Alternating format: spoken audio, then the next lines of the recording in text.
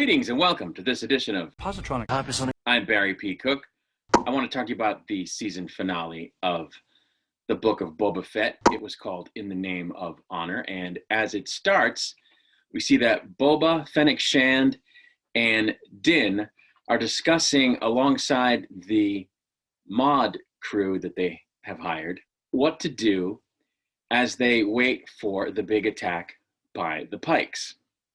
And they decide to hold up in the sanctuary where they had been visiting at the time of this conversation. Cad Bane and the Pikes, meanwhile, discuss having been behind the murder of the Sand People that they pinned on the biker gang. So really, it was them that did that. And the mayor, who's also there, is kind of trying to tell them, I don't like where this is going. I'm not going to be the mayor of anything if you destroy the town. But next we see that Grogu, having chosen the armor, arrives in Luke's X-Wing at Mos Espa, piloted by R2-D2.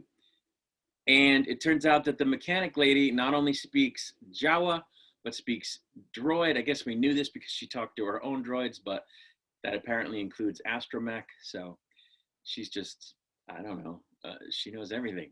Bane, meanwhile, shows up to visit Fett and fills him in on the whys and wherefores, meaning, by the way, I went to see the marshal and shot him down. And he says, you should really let the spice trade operate. And Fennec has to talk Fett down from engaging him because it would have been a slaughter because he had his guys and they had their guys, but it wasn't necessarily an even match. So there you go. The interesting thing about this is she had earlier said to him, maybe we should let the spice come through. We could make money off it. And Fett says, no, I don't want to do that. We won't have anybody to rule over if everybody dies. And not only that, he didn't mention it, but it occurs to me that there's no way it would be that simple, right? Just let the spice come through and we'll leave you alone. No. Cad Bane and the Pikes and those guys would try to exert control over everything eventually, even if it's gradually, right, as opposed to all at once, but they would eventually try to take over everything. There would have been no way that, Boba Fett would have really been able to rule as an independent ruler. Not long after that, the townspeople who said they would be neutral and stay out of Boba Fett's way decide to go rogue and attack Fett's people. They kill the pig guys, or at least it seems like they did. They push them over a cliff.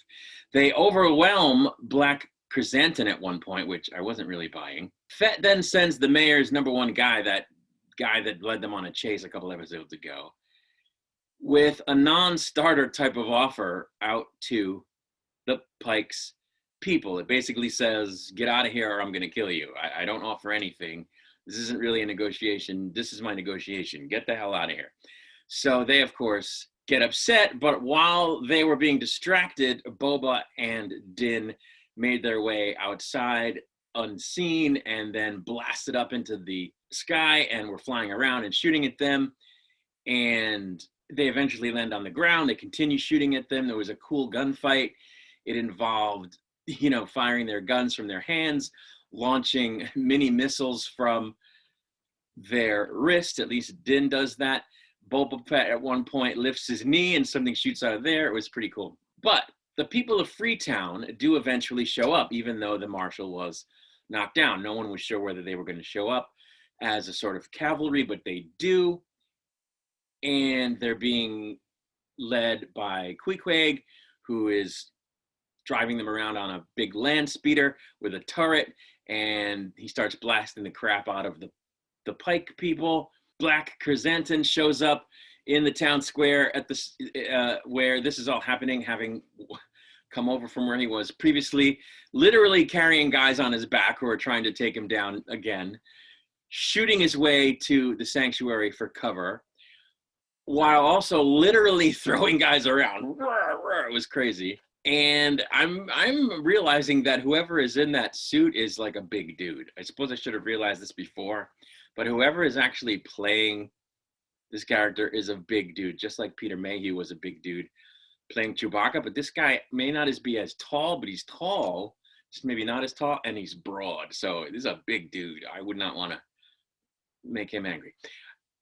At this point, a couple of mechs show up, and they have shields surrounding them, which are pretty strong. I thought almost uncharacteristically strong, but who knows? I don't know if I can say that outright. But at this point in the episodes, I was sensing, okay, the way this is going to end is Grogu is going to show up and straighten everything out, Deus Ex Machina style, with some force action. Because I don't see how they can't get through these shields. These mechs are going to overwhelm them. So that's what I was thinking. But the next thing that happens, which of course follows this sort of pattern, is the mechs end up destroying the ship that the Freetown people had arrived on. Everybody runs. Din and Boba fly off again, and they land near the mechs to confront them directly as opposed from a distance with their flamethrowers and blaster fire. As I was saying, they can't bring them down. Boba Fett then says to Din, "Can you cover the people for a little while? Can you do that?" And he says, "Yes." And then Boba flies off. So I'm like, he's probably going to get some other tribe of sand people that his tribe must have had a relationship, something. He's going to get some kind of reinforcement, something. So we'll have to see. The other thing I want to know is, at this point, because the town's getting pretty wrecked, who does the Syndicate think they're going to sell the spice to if they kill everybody? I don't know. It didn't seem to make sense to me that they would go all out, scorched earth just to put Boba Fett and his people down so they could sell spice.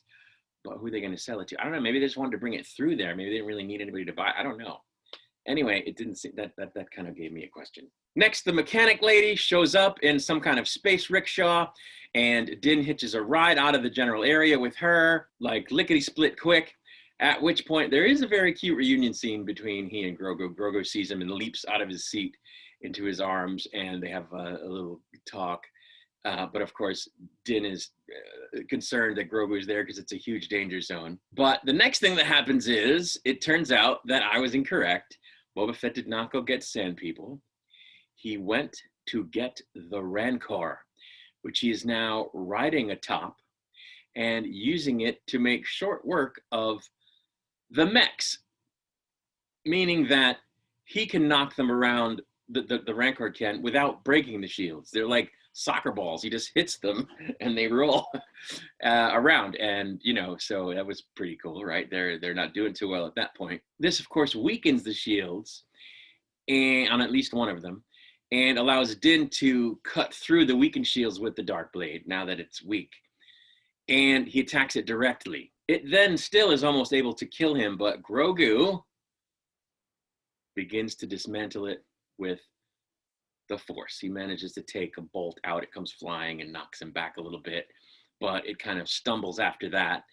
And this opened the door for the Rancor to literally rip the thing apart now that the shields were down. So that was crazy cool. Boba Fett's hired gun from the mod community and one of the Freetown people take to the roof to start shooting down the Pike people, while the ground force does the same thing. So it was a dual front kind of attack. And at this point, what I'm wondering is, where is Fennec Shand? She kind of took off. We don't know where she went. Anyway, I didn't have long to think about that because the Rancor has another go at the mechs. Actually, this time the other mech, because the first one is already down, with an assist from Boba Fett, who is blasting it. And ultimately, the Rancor is able to rip that one apart as well, before he picks up one Pike guy and tosses him like a million miles. I mean, it was crazy. And then eats another one. And then smashes another one with his hand, just flat. So it was pretty crazy. This thing was huge. Cad Bane then shows back up, shooting at it with a flamethrower, which causes it to toss Boba Fett off and run away, leaving the two to have a showdown. And they exchange some words.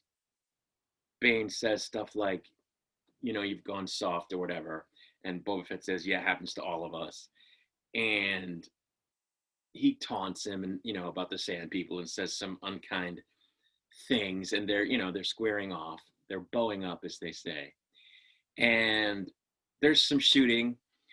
And Bane managed to get Boba on the ground. And just as he's about to finish him off, he rallies and jumps to his feet and takes down Bane, and then dispatches him with his Jaffe stick with much prejudice.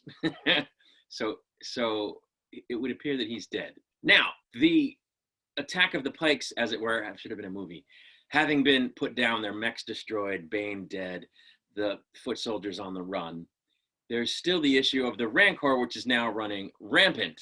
And Din thinks, okay, I'm going to fly up and grab the chains that Boba was using to ride it, and I'm going to ride it, but it didn't work. And he even almost gets eaten, but is prevented from being eaten because of his armor. In a pretty cool moment, we see that the way they end up dealing with the rampaging Rancor is once again Grogu to the rescue as he comes out and uses the Force to kind of tranquilize it. And it was pretty cool given how huge the thing is and how small Grogu is, but yeah, he was able to assuage the threat of the Rancor using the Force. Then we see where Fennec had gone. She had gone to the Pike headquarters, and she takes out the leadership guys as well as the mayor in sort of a stealthy ninja type way. It was pretty badass, actually. And we then see that all's well that ends well in the aftermath of the battle. Fennec and Boba are walking around receiving praise from the townspeople because they saved the town, basically, and the mod people are also taking part in this. And the scene switches to space, where we see that Din is flying his Naboo fighter with Grogu in the astromech pod. And at that time, Grogu is tapping on the window with the little ball thing from the other ship, trying to get Din to do something. And he's going, no, I'm not going to do it. No, I'm not going to do it. But then he does it. And what it was he takes off really fast. And Grogu goes, ah! So that was pretty cool. And then the credits rolled.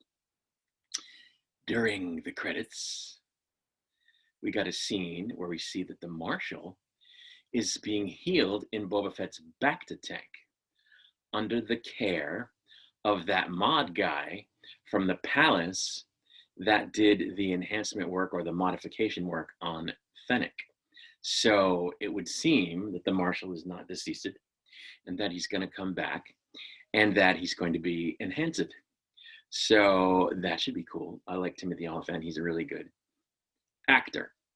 But that was the end of this episode and the end, therefore, of season 1 of the book of Boba Fett. I thought that this episode, which by the way was an hour, not all the episodes were, had some really, really great stuff in it. Seeing, Din and Boba Fett fly around and get in a gunfight and do cool moves was awesome. The Rancor stuff was unbelievable. Even the mechs were cool because they're just these huge menacing mechs. And it was all just very cool. Flamethrowers, dark sabers, rockets, little mini rockets. It was just buildings being destroyed. I repeat, the Rancor. Just very cool stuff.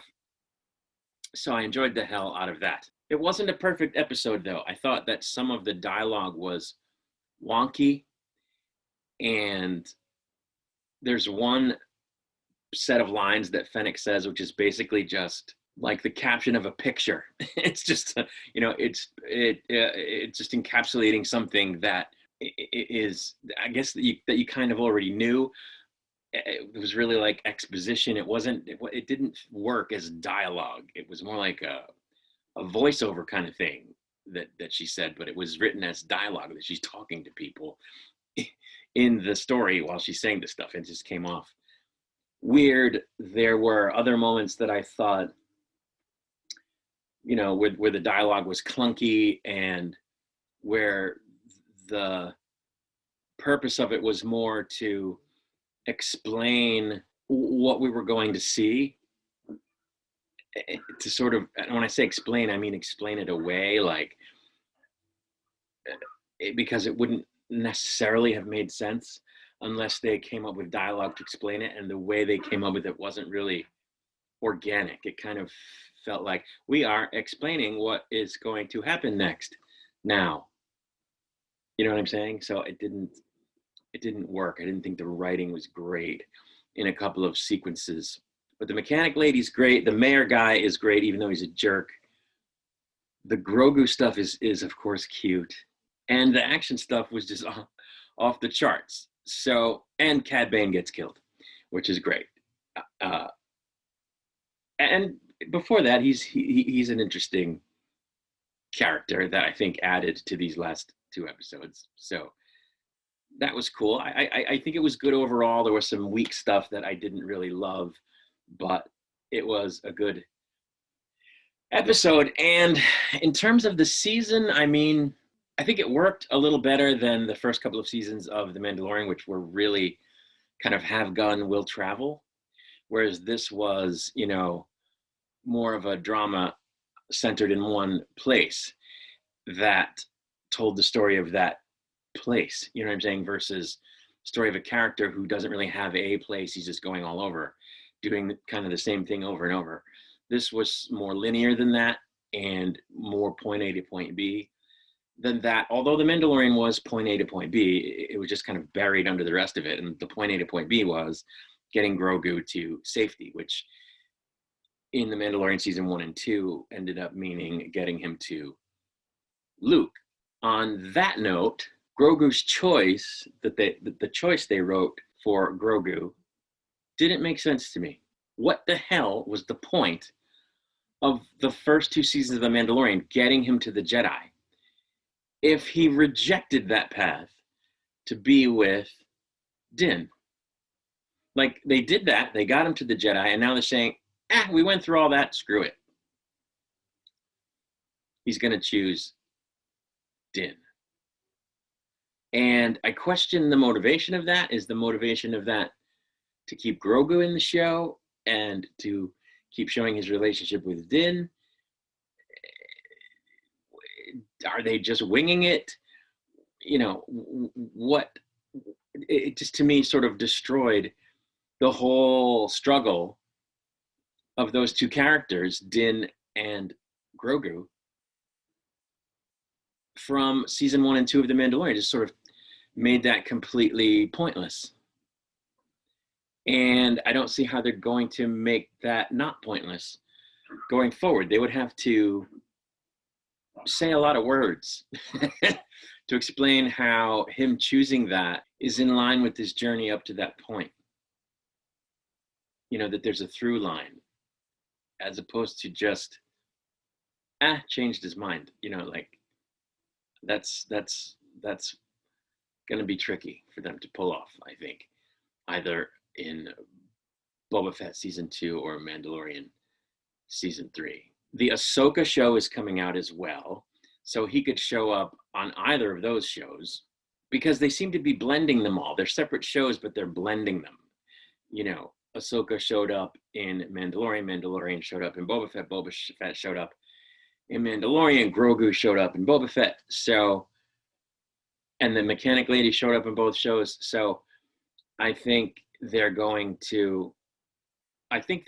these shows The Mandalorian, The Book of Boba Fett, Ahsoka, but really it's just the Star Wars universe, and everybody's going to interact on the different shows. Why they're not doing one show and just having all the different character threads, I don't know, but that's essentially what they're doing. It's the Star Wars universe, and they're breaking it into different shows, and the different characters have different levels of involvement in each. It's kind of weird.